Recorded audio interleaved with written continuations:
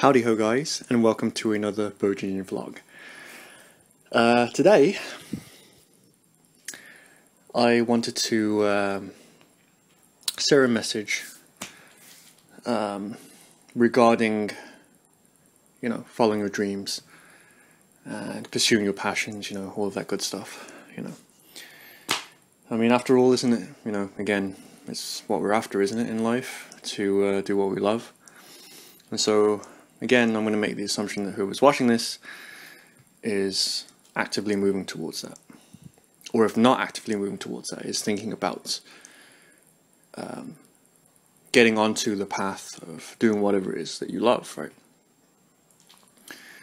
And so, recently I've been kind of re-evaluating things as usual. I tend to do kind of a lot of re-evaluating things, but I've done a bit of re-evaluating recently, and I've decided that I kind of needed to get a bit serious, right? And like, if you've watched any of my previous vlog entries, you'll know that I'm someone who sorry, just making sure it's recording. I'm someone who is, has a lot of ideas, particularly when it comes to, doing things, like ideas for things in my own life that I want to pursue, and I've made it clear that I essentially have a lot of interests, basically, I'm someone with a lot of interests, and I'm sure that anyone who is creative who's watching this can relate to this, because as creative people, we can never really decide what it is that we truly want to do in life. But like, there comes a point where you kind of make peace with that.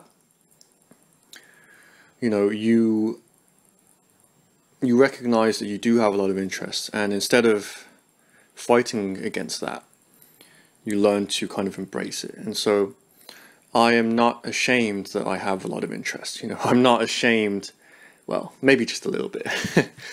I'm not ashamed of having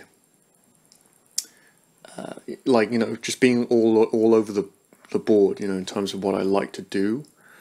One day I might be feeling like, oh, I want to do this, but in another day I'll be like completely, oh no, actually I'm fed up of that now, I want to do this, or at least that's how I now approach my life. Is recently, like I mentioned, I have kind of been thinking, and it's about time that I take something in my life more seriously and kind of take it to the next level, whilst also honoring that side of me which is curious and eclectic in his tastes and interests, and to let inspiration guide me whenever I can feel its tug on my heartstrings, let's just say. But anyway, so I've been doing a bit of studying, and this is a book that I bought recently, which is, you can see that, Jazz Theory by Mark Levine, which is said to be, one of the must-read books if you want to get into this kind of thing. So, as you can tell from this, I have recently been kind of, starting to get more serious with piano. So like I've pretty much been practicing every single day recently, and I want to get myself to a level where essentially I can call myself a master at piano, right? And so yeah, so, and this is my own example of the message I want to share today in today's entry, which is it's a message for any of you watching who might be wanting to get serious with something. So like, to give a bit of perspective, I am someone in my life who is now, okay, I've done quite a bit of exploring, at least on an ideas-based way, in an ideas-based way. I've done a lot of exploring, spiritually, and so that side of me has positioned me now where, okay, I have the vision now, I have the perspective, but like I need something that will allow me to express that in the world, right? And so music, one of my major passion areas, is an area where I feel, okay, well, I probably have the most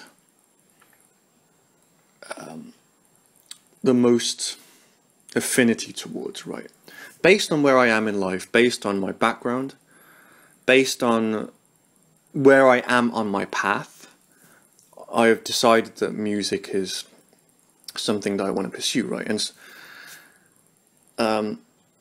And because of this, you know, obviously I've been getting more serious, I've been practicing more. And the message I want to provide is, you know, or rather I want to pose you a question, right? And this question is, if you did not have to face death, what would you do differently? Right, and this is a thought experiment for you. It's also something that a bit of a thought experiment for me. You know, I don't want you to take this too literally. You know, I'm not going to take this too literally. It's just a bit of a thought experiment. You know, ask yourself the question: if I didn't have to worry that I would one day die, and thus have a limited lifespan here on Earth, how would I approach things differently? Right. And I'm finding that this is the kind of challenge, you know, mental challenge that I am having to face as, you know, I start to, you know, okay, it's time to do something in the world, right? Because, you know, I don't know if this is a universal thing, but like I've at least I've discovered this within myself, that essentially I am afraid of wasting time. You know, I'm afraid of wasting time because I know that my time here is limited.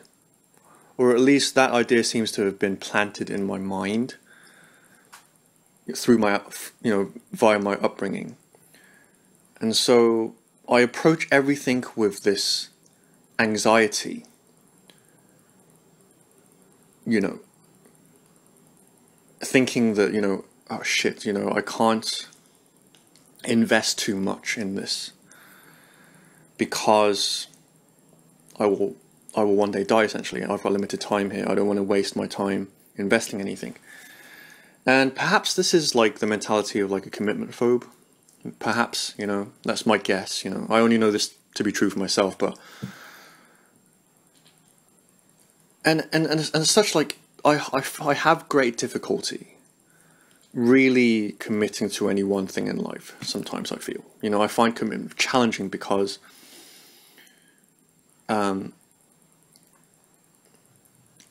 it's like I have this idea in my head, or I have this subconscious belief that, like, well, you know, like, but I want to, like, I don't want to have to put in the work, because what if I put in the work and it turns out that, like, it's all for naught because I'm going to die one day, you know? And even as I vocalize this, it's like, it doesn't make much sense logically, but like, that's how I would vocalize, you know, that's how I would articulate the thing that stops me from being productive, essentially. You know, the thing that causes me to procrastinate, causes me to essentially sabotage myself. You know, self-sabotage is a big reason why most people, if not the reason, you know, really, you know, the primary reason from which everything else stems, why people fail, even to do the things they love. I would argue especially for the things they love, because it's like, you know, to illustrate this, I'll use my own example, right? You know, as I sit on, you know, at my piano, my digital piano, I'm like, I'm faced basically with the dilemma that, like, well, I know where I want to get to, you know, like, there are so many musicians out there who are just amazing, and like, I would very much like to have their skill level, you know, I would very much like to possess their level of skill. And yet I look at the rift that exists between myself and,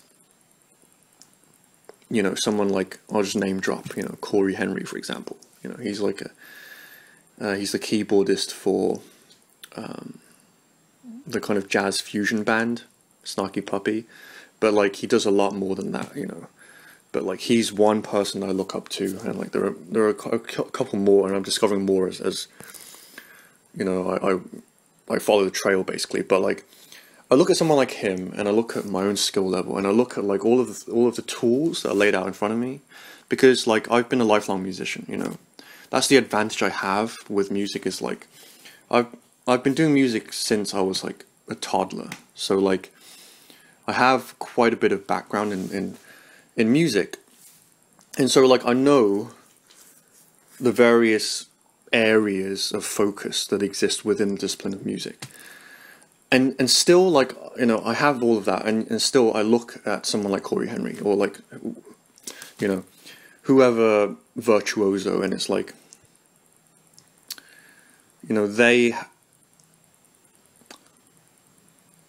are so much better than me. It's ridiculous, you know, like they are just so much better than me. And you know, and the problem that I face, that we face when faced with this situation, is like, how the fuck do I begin? You know, like, how do I even begin to chip away at this thing? And so you play your scales, you know, in my case, you know, you play your scales. You do, you know, you play, you sit at the piano every day, and you make some music, and it's like, you know, some of it is productive, some of it isn't. Most of the time it isn't in my case, because like all I do is sit at the piano and I play, you know, I'm fortunate in the sense that like I have the gift of being able to play by ear, basically, you know, like, again, I'm not perfect, like I don't have perfect pitch, for example, but it's something that I want to develop, you know. Well, I don't have perfect pitch when it comes to piano, you know, like, because like piano is not an instrument that I even touched until like my late teens. You know, I wasn't even interested in piano before like I went to university, you know. But like, and so like it's not an instrument, you know, it's not like violin, because I started playing violin when I was like 5 or something, 4 or 5. And so like I have perfect pitch when it comes to violin, or at least like I know that if I have a note in my head, I can play it on a violin straight without having to like logically deduce it. But like that's the case with piano for me, and so like I'm having to learn to like link pitch to the keys of the piano, right? And that's something that is so fundamental, and yet I've put it off for all of my piano playing career. You know, I've been playing piano by myself since I was, yeah, you know, 19, 18 even, like, yeah, I was playing in high school, in secondary school rather, so like, so yeah, you know, like over 10 years of like just playing piano by myself, never had lessons, and yet like I don't even have something as basic as pitch designation, or whatever you want to call it, you know, pitch assignment in my mind. So like, so that if I have a note in my head, I can play on the piano without having to deduce it, or like fumble around on the keys until I find it, which is what I usually do. And so like, what is it that stops me from doing something like this? Because I look at someone like Corey Henry, and it's, you know, or whoever, you know, who are the guys over there? Sean Martin, who is his bandmate, Nick Semrad, although like I'm not really that familiar with him. Bill Evans, you know, like a really, really great jazz pianist that I love. You know, yeah, all of the jazz great, you know, giants, and yeah, Hiromi Uehara, this amazing Japanese jazz pianist, Chick Corea even, you know, like all of these people, and it's like I'm trying to get to their level, and yet I don't have the patience. Every time I sit down at the piano, it's like I know that there are some fundamental things that I don't have yet, but they are crucial to advancing, to like kind of kicking me up on like the musical kind of ladder, and yet I don't do them. And the reason I don't do them is because I have this anxiety. You know, I'm worried that like I just want to get good. Like I don't want to have to sit and invest, you know, months, possibly years of my time, like perfecting all of these basics. Like I know logically that I have to do it, but like subconsciously I'm afraid, because like I don't know if like mastering the fundamentals is even going to help me become as good as Corey Henry, or, you know, any of those guys I listed, you know, Bill Evans. And therein lies, you know, essentially the kind of experience that stops us from reaching out and really, really becoming masters at what we love. Because, well, yeah, again, if you want to become a master at what you love, you have to be prepared to really connect with the process. Like I made a vlog entry that was entitled "Connecting with the," or "How to Learn Effectively," or something like that, connecting with the process. And this is what I mean, you know, in that entry is like you have to be really, really honest with what it is you need to learn. And then when you hit a brick wall because your subconscious is stopping you from learning those things, you have to ask yourself, why is it that I can't learn this, right? And that's the reason why I pose you this question is, how would you approach things differently if you didn't have to worry about your eventual demise? And the reason, like I say it in such like gruesome terms, is because like it's when you think about it, that's what it boils down to. That's why most of us like live lives of like fake security, because we want to play it safe. We don't want to invest ourselves in something that we have essentially been told constantly since we were kids that might not even pay off for us. Sure, we love these things, you know, we love them more than words could describe, but like the world has kept telling us that like, no, you know what, like it might not even work out. It might not even work out, you know, so why are you even trying? You know, why are you even trying to become a master of this? And like, the world is constantly feeding to us, even if not directly, indirectly, you know, through like, you know, the decisions we make based on our societal programming, you know, like choosing the safe thing as opposed to the risky thing. But the risky thing has more potential payoff, you know, such as, you know, just knuckling down, in my example, just fucking knuckling down and just learning the keys and ingraining them into my mind, you know. And the world and society is constantly telling you that, like, you know, well, you got to remember, you know, like your time is ticking away, you know, like every single day. And the ironic thing, or rather the funny thing, is that like I look back when I was in university, and I look back at those days when I was in university with so much envy. You know, I am so envious of my younger self, you know, my young self, because I was so naive and I had so much opportunity and youth. Because like I sure as hell know that I'm not getting any younger. You know, I'm 28. I'm starting to feel myself slowing down. And like with all of the added responsibilities of being an adult, like you really start to you really envy like your younger self. You're like, when I was in uni, I had so much time and I wasted it all, and I could have I could have done so much more with myself, but like I didn't. And like, but the irony was that like at the time, like I was as anxious. No, I was anxious. You know, I was looking at that when I was in university. I was looking at my child self and saying, "Oh my God, I'm so envious of my child self because he didn't have to worry about like hormones and like, you know, like being popular and cool. Like I could just focus on like drawing, you know, cartoons and Sonic the Hedgehog, you know, and all of that stuff, right?"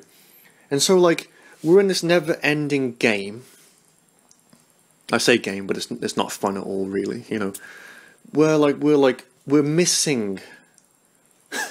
You know, we're anxious, and we're looking back at a past version of ourselves, and we're saying like, you know, oh man, like, I wish, you know, I wish it was the good old days again when like I had some time. I wish, because of all of this anxiety, essentially, you know, that we have. And my challenge to myself primarily, but also to all of you watching, you know, is to really dive deep into that anxiety and ask yourself, or well, it's just to face it essentially, you know, and it's not easy. You know, because a lot of this anxiety is very deeply ingrained. Like, for the longest time, for my entire life, I've always been like a workophobe. You know, I've always been afraid of hard work. I've always been afraid of like really getting down and doing some serious work. Sitting at the piano, putting away all of like, you know, the kind of stuff I've already learned and like I keep regurgitating, and actually learning some fucking scales that I've been putting off. You know, I can play in like the white key scales and like some of the other scales, but there are certain keys I'm not familiar with, and like instead of focusing on those keys so that I even all of my keys out, I keep playing the other keys because of this anxiety, right? Because I'm afraid, you know, of the hard work. And yet, on another level, logically, I understand that, like, well, yeah, you know, again, you know, if I want to be as good as Corey Henry, or if I want to become a master pianist, you know, a virtuoso, you know, this amazing instrument, and make some amazing music, then I've got to learn these things. There's not really a way around it. It's like, you know, and the wish that we all have is that like we can just bypass all of that and through a lot of just, sometimes even we're just like, you know, all I have to do is focus on the love. All I have to do is focus on the love and everything will be fine, because then I will become amazing just simply by loving it. And like, I definitely have this belief, right? Like, all I have to do is to love it, just to keep loving it, and it'll come to me. And like, to an extent that's true, you know, to an extent that is true. Don't downplay your love for something. Don't downplay inspiration. Don't downplay your ability to put yourself into a loving state, you know, so that you can feel inspired every time you sit at the piano. You know, so like, just to recap, you know, in that intro and other entries surrounding this kind of a topic, I talked about how, I think the other one was how to love life or something, or, you know, how to love doing what you love or something, you know. I had a similar haircut in that video, but I was wearing like a red top, I think. I think it was like April time I did that entry, but yeah.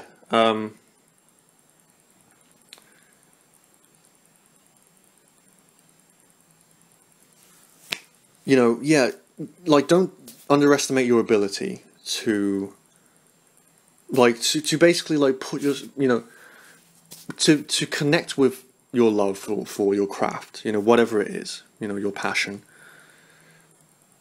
you know, in spite of all of the pressure you may feel towards it, you know, like, letting go, essentially, is the component, is the kind of discipline.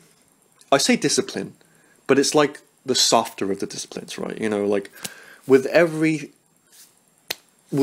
challenge, with every goal, with every decision, you know, with every experience in life, there are two motions that allow us to become present to the moment, as spiritual people say, or to live effectively and to connect with life. And one is, in RSD they call it clarity of intent, which means knowing what you want. Some people dismiss desire. They say that desire is the root of all evil. And yet those people are essentially desecrating their spark of life. Because life is all about desire and chasing that desire, no matter how egoic it is. I made an entry talking about how life is ego. You can't have life without ego, because we are living this separate, existence as part of, because source, you could say source perspective desired it. It desired to have an ego. It's just that when we're here and we have the ego and we see all of the problems of having an ego, that we start to be like, why the fuck why would I fucking want an ego in the first place? Like, why would I want to be separate from everyone else when it causes so much pain? And so you have to know what you want, and you have to pursue it, Like, you have to go out and get whatever it is that you want to get, right? But then the second part of this, the more kind of soft, fluffy, heart-centered, spiritual thing is letting go, right? Which is, like, no matter what happens, so once you've gone out there and tried your hand at getting what you want, if it fails, just let go. If you're sitting in front of the piano or in front of the computer screen with a word processor like Microsoft Word out with a blank, page, and you're feeling the pressure to be good, the perfectionist streak within you, or whatever, like what are the things that people want to do? You're stood in front of an audience about to do some stand-up comedy, or you'll deliver a speech, whatever it is, whatever your passion is, whatever the subject or discipline is that you want to pursue, do it. And then, if you feel the pressure, learn to let go of that pressure. Sometimes that pressure is good. It helps you kind of elevate yourself to a new level in terms of effort or or mental paradigm or whatever. But at the end of the day, you don't have to stress yourself until you die, because you can simply shift your perspective, mentally, so that you focus on the positives of why you're doing the thing you're doing. I get to play, I have to play piano, and it sucks. I have to practice and burn conscious mental energy doing it. But would I rather be doing something else, like cleaning sewers? not to not to have a go at those kinds of people or whatever, but or take the piss. But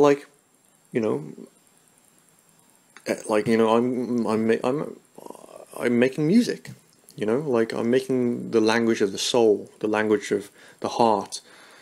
I am building a skill that not only fulfills me, but may very well fulfill many other people that I come into contact with, and you can think of all of the positive reasons why you're doing it, to kind of alleviate the pressure. Take your mind and your ego focus off of, being good and comparing yourself to other people, whatever. As well as, the kind of more kind of hardcore spiritual thing, which again is funny to me when people think of letting go as a very difficult thing. It's something that comes really easily to me. I guess because I am, my strength is more in the kind of surrendering side of things, letting go, spiritual stuff, But yeah, just let go. Just take a deep breath. You don't even have to think about it sometimes. You just have to take a deep breath and conjure up images. Images is helpful, you know, conjure up like loving images, that kind of thing. Anyway, I'm kind of going off on a tangent. Going back to what I was originally talking about. Yeah, you know, like, really, it was just, this entry really is just me sharing my perspective on what it is that stops us from actually practicing what we love, and you know, working towards what we love, and really mastering the basics. And the basics is, you know, I say basics, you know, of course everyone says, you know, fundamentals are key, but like, and they are, but really what it is, it is this structure that exists, that you can see consciously, of the levels you need to, or like the areas that you need to kind of hit in order for you to attain master status, right? And so like in terms of piano, in terms of music, like you need to have solid ears, like amazing ears, perfect pitch, relative pitch. You need to be able to like play what you hear in your mind, which is what I was talking about earlier, what I need to work on. You need to have the fundamental building blocks, which are your scales, your arpeggios, you know, all of those things, locked into your muscle memory so that you can subconsciously call on them without thinking about it. You know, you need to have a sizable, you need to be able to read music. You know, you don't have to be amazing, you know, because like some might argue that, you know, some musicians are amazing, they never had to read any music. Well, learning music is helpful, I think, you know, like I think it really is, you know, and so like it's something that I definitely want to do. And then you want to work on having like a great repertoire, you know, and like learning pieces and learning them well.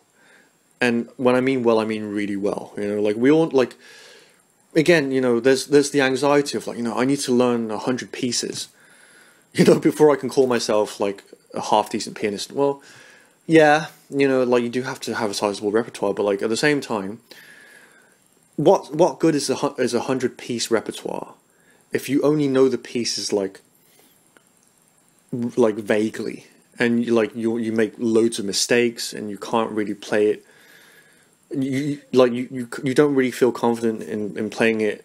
If I said to, you know, if someone said to me, play this piece from the middle, and like I'm like, I've only ever played it from the beginning, and like, you know, that, and it's like, what good is that, right? But no, really learn it well, but and learn the kind of songs that you love to learn, you know. So this is the other side of this, you know, it is becoming more specific, actually, you know, because, you know, aside from the fact that the world is constantly just the way, I guess, just the way that our society is, you know, the way that our society is, the economy is based on selling people stuff, because that's how our economy is what our economy is predicated upon, what our society is predicated upon. It's like the whole kind of, you know, you have to sell something in order to survive kind of a thing. And so, like, you know, most of us are victims of that, in that, you know, we have this anxiety that we don't know enough. We don't know enough. We can't do enough compared to this person, you know, or that thing. And so, like, you know, we feel the pressure to like learn lots and lots and lots and lots and continually learn like a fucking maniac. But like, when you do that, you know, for long enough, or rather, like, you get the feeling eventually that, like, you know, well, if you learning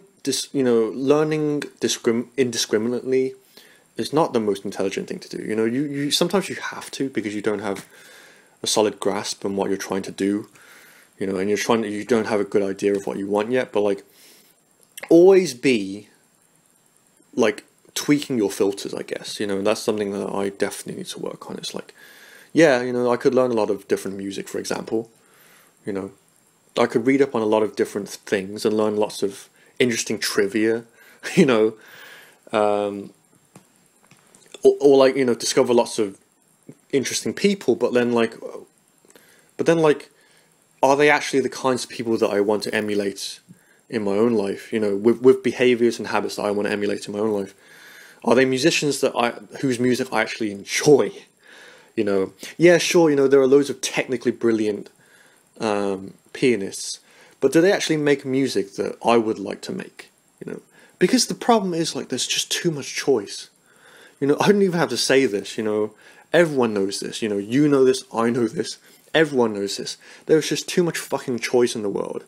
And you could go the indiscriminate route, and you would just be fucking overwhelmed for all the rest of your life, and possibly never discover the things that you truly resonate with. And so, like, you have to kind of this is hard, you know. It's like curiously hard to develop your own taste and sensibility amongst all of this chaos of, like, different stuff, like art and messages and people and knowledge and culture, and it's just a fucking headache, right?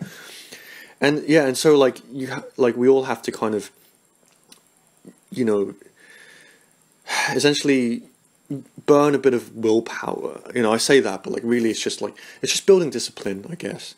But it's discipline that will actually help you, you know. So, like, you know, you will learn that, like, you know, yeah, you know, you do have to kind of organize yourself. But, like, as long as you organize yourself in such a way that helps you get more of what you want, then it's okay. You know, most of, you know, this is definitely my reason why, like, I have an aversion towards hard work and organization and systemization, is because it was always taught to me from, like, an academic standpoint, where, like, you know, I just have to do it. You know, even in work, you know, you just have to be organized. You just have to be productive. But, like, none of that productivity or organization actually leads you to something that you actually, you know, to something that actually makes you happy, right? And so, like, most of us, particularly, like, creative people who are, like, are essentially disenfranchised. Let's be honest. You know, I think all artists are essentially disenfranchised in this very corporate world we live in. This very kind of capitalistic world we live in, very business oriented world. And so, like, yeah, we kind of go, and, like, we have this anxiety, and we can't we you know, we find it difficult to, like, just work on the things that we love. But yeah, you know, and I want to end this, you know, this is kind of a bit unrelated, but I guess it's been a while since I did an entry. Since I recorded an entry anyway, and so, like, I have a lot of ideas and insights in the reserve, in you know, in my mind. But, like, again, it's quite simple, you know, like, put your happiness first.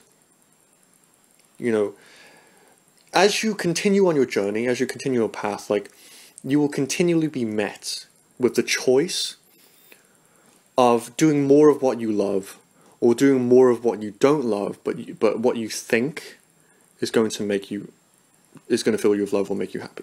So, like, this is the dilemma. You know, this is, again, I made an entry called, like, trust the feeling of love, not the promise of love. And, like, again, this is kind of a bit of an elaboration on that. You know, like, what I mean is essentially that, like, as you go on your journey, you will discover more and more, particularly if you have experience already, if you've seen the contrast, right?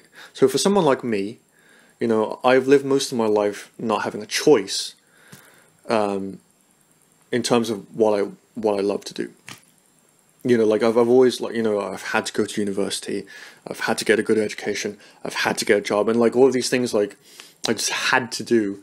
And then, like, in my later life, you know, in my 20s, like, I've started to, like, go towards what I want, and, like, I've started to build my ego, you know, my identity around someone who actually gets what he wants, right? And I'm building that more and more. And so, someone who's seen that contrast, who's seen both sides of the equation, you know,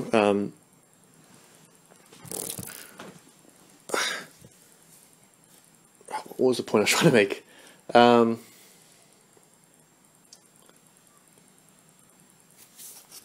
Yeah, you know, just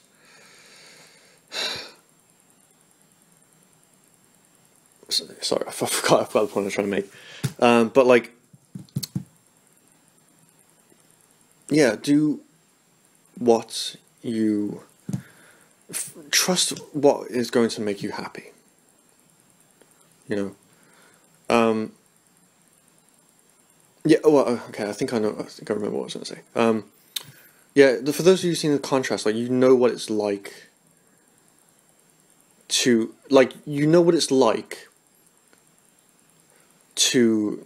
kind of make a decision that is essentially like based on like some like obligation that you have to fulfill in order to like buy the freedom essentially to do what you love, versus making a decision that is a direct alignment with what you actually want to do, with something that actually is going to assist you in being able to pursue what you want to do, right? And so like the more that you face those crossroads, the more awareness you build on both sides of that coin. Like you have more and more kind of conscious control over it. I say conscious control, but like it's more just awareness, you know.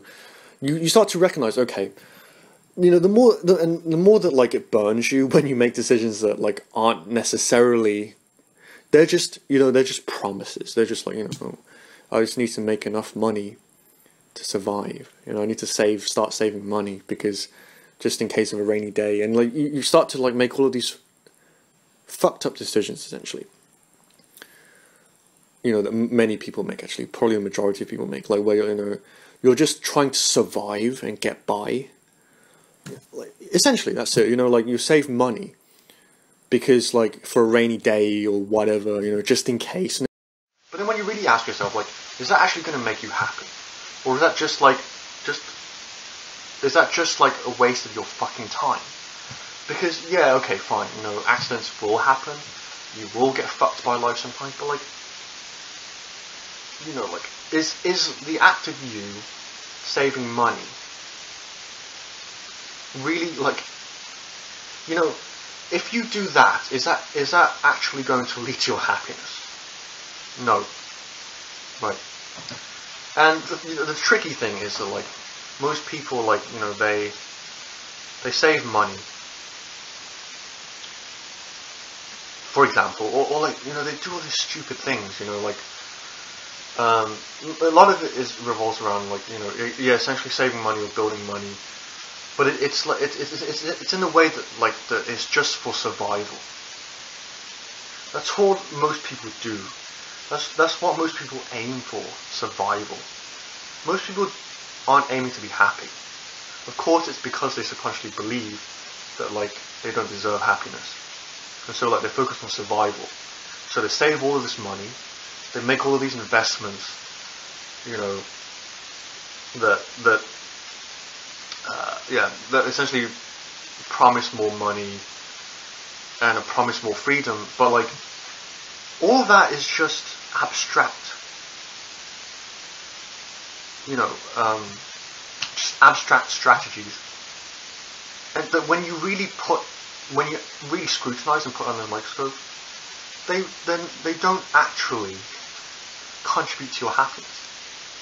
What does contribute to your happiness? Could it be spending more time actually doing the thing that you actually love, as opposed to saving money just so you can buy the freedom to do the thing that you love? You know, like, you've got, like, you have to draw the line somewhere, you know, like, you do this for fucking 10 years, or 20 years, or 30 years, or 40 years, and they're like, when does it fucking end? I'm just saving money, doing the things that will promise me freedom, so that I can someday do the thing that I love. And you gotta draw the line somewhere. It's like, at what point can I actually do what I love? And like, I think the flip that I am making, and whether or not this makes me successful or not, I don't really care, because I would rather be happy, honestly, than have to continually buying into the promise of buying the freedom to be happy. You know, like, again, like, I don't want to be too black and white about it. You know, I want to, you know, if the opportunity presents itself that I can make more money, you know, and it's within my capabilities, I'll entertain it, right? You know, like, there's nothing wrong with that. But at the same time, like, when it comes down to it, like we all gotta look at our lives and look at our decisions that we make, and like, we make lots of decisions, and lots of those decisions are on autopilot. And a lot of those autopilot made decisions aren't in our best interest. aka they don't actually lead directly to our happiness. You know, we all got to look at our lives and be like, you know, it's like, are these things actually going to make me happy? Is being in this job versus being a freelancer or being self-employed, you know, like actually helping me here? Yeah, the stability, you know, but is it actually going to make me happy? You know, am I going to all of these events or like being part of these groups and societies? Are they actually helping me? Versus like, you know, just like picking the one that I actually resonate with, you know, and engaging in the activities that actually make me happy, you know.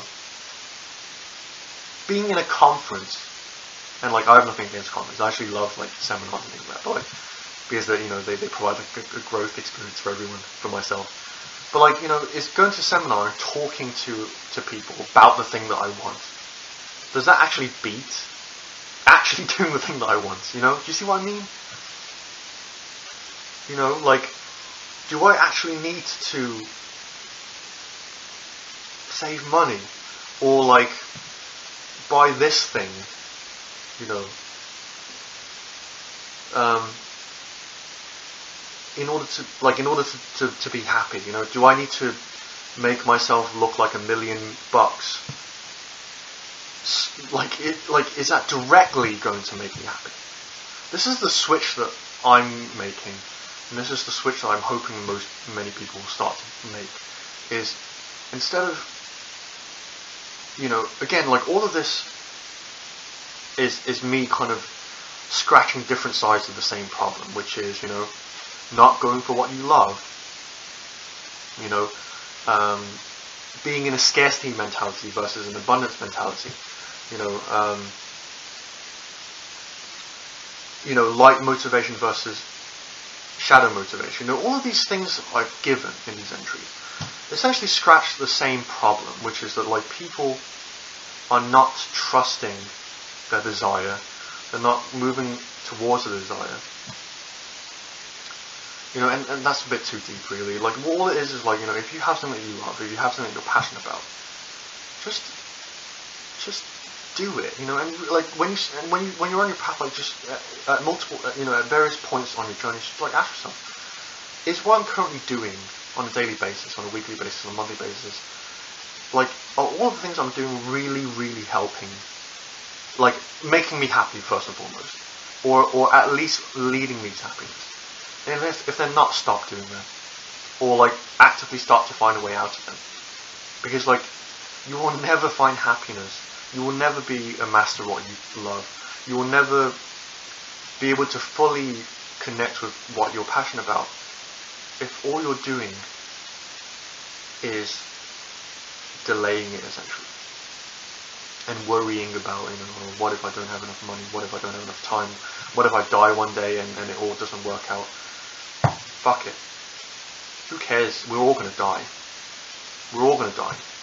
And I, for one, am less concerned with that than I am concerned with not living a life that is full of what I love. You know, it almost makes you want to cry thinking about that. You know, like, I really don't. Like, I just want to do what I love. I just want to do what I love, you know. And like, and that's how I'm going to live my life. And again, if it means I'm going to be broke, if it means I'm going to be hated by people, or like at least viewed with disdain, I don't care, or contempt, I don't care. Like, as long as I'm doing what I love. I might have to like sacrifice a bit here and there, I might have to work a job, which I am, I might have to do the occasional thing that isn't quite aligned with what I want, but like, as long as I have a bit of time, or like I'm continually building and like moving towards what I want, and connecting with my feeling of love, and connecting with my heart, then I'm happy. So yeah, that's what I'm going to do, and I hope that's what you're going to do too, because you deserve it, you know. We all deserve to be able to do what we love. You know, we really do. And so that was my message. Hope it was helpful. I know I've been making really long entries recently. I don't know. I'm feeling a bit of a change. You know, I'm feeling a bit of a change. So, but like, you know, I'm going to continue to do these entries.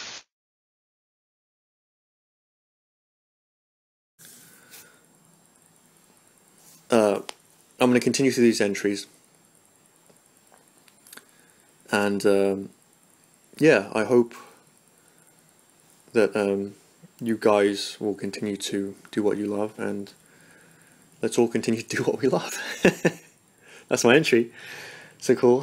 Hope you're having a great day. Keep going. Keep going. And I'll catch you guys in the next entry. Thank you very much for listening.